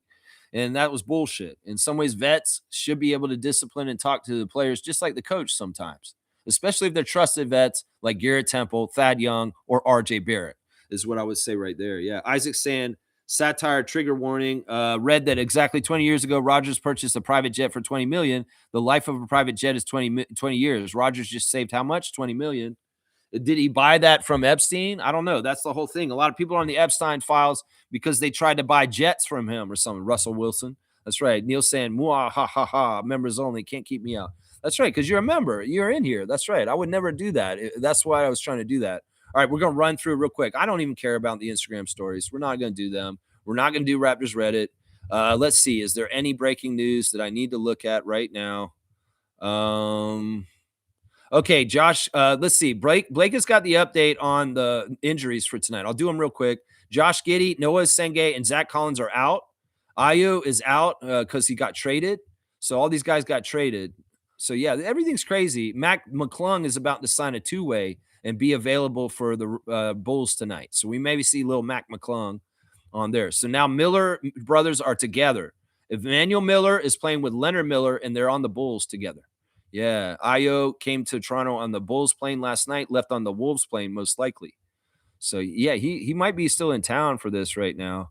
All right, that's enough of all that. Real good, straight goods on Canadian goods, guys. I found this in Giant Tiger the other day. Tradition Plus De-Stress. This is a Quebec company that makes juice. If you see this out somewhere, buy it. This is good for your stress, de-stress after a Raptors loss last night. This has got carrot juice, mango juice, and turmeric in it. I'm going to drink this and be healthy this afternoon. So, do you see Tradition Plus? This is a Canadian company, a Canadian juice company in Quebec. And yeah, support them. Straight goods on Canadian goods. Real quick, a happy birthday to the Human Torch, our former two-time dunk champion, Terrence Ross. It is his birthday today. So happy birthday, T. Ross. I hope you're fantastic. I think he's 35 years old today, guys. 35 years old for Terrence Ross. Of course, two-time champion. Raptors dropped to 6th in the standings after last night's loss, which sucks because Cleveland and Philadelphia won, and they jumped ahead of us. Get your fantasy lineup set up for the Raptor Freak Fantasy League. Get it set up. And, oh, yeah, because there's only a few people here. We can't do the classic card. It's members only, guys, so it's on you guys to get it. Actually, I'm going to give you guys an easy card because it's not – I know Slug Deezy can't play right now, so that's not easy enough. I want a really easy card. This is great. This is fine. All right, here we go. Classic card of the day.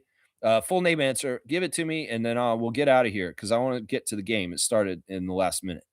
That's right. Kevin Johnson. What are you doing, Isaac Campbell? You trying to be funny, man. Isaiah Thomas. That's right. Isaiah Thomas is the card. Fiercey. And Fiercey will get Isaiah Thomas as the classic card for today. That's going to be a 50-point card. That's pretty easy. And yeah, we'll get Fiercey gets the classic card for the day. All right, I'm going to wrap it up, guys. There's referees for the game today are James Capers Jr., Marat Kugat, and Matt Myers. And James Capers Jr. and Marat both favor the Bulls, and Matt Myers favors the Raptors. The injuries for us is just Yak and Chucky, and we'll see if Trace shows up in time. I don't think he will. It's very unlikely that Trace Jackson Davis will be playing for the Raptors today. So it's not very likely. Grand Rapids Gold are playing the 905 right now on YouTube. I'll be heading over to the chat there right now. So if you want to join me there, I'll see you there. Let's go Raptors. My stars of the game last night, Scotty Barnes, Emmanuel Quickley, and Brandon Ingram. And, well, hopefully we'll win tonight. We should, even with the bad ref crew. The confusion of the Bulls roster should be enough to see us through to get the victory. So let's go Raptors. Let's clean the plate, wipe the slate clean, and come out and get the W tonight to make up for the fumble last night. And Raptors fans, let's stop overreacting and understand our place in the league and what our team is in the rebuild right now. And that's how you gauge things. And understand this. If you guys are all like, oh, we're failures and stuff like that, we keep losing these games to teams at the end of the game. Yeah, that's part of the process of the rebuild, and we're learning from it. And we're going to be better for it in the next few years because we're going through this process. So just understand the assignment, and let's get to it. All right, let's go Raptors!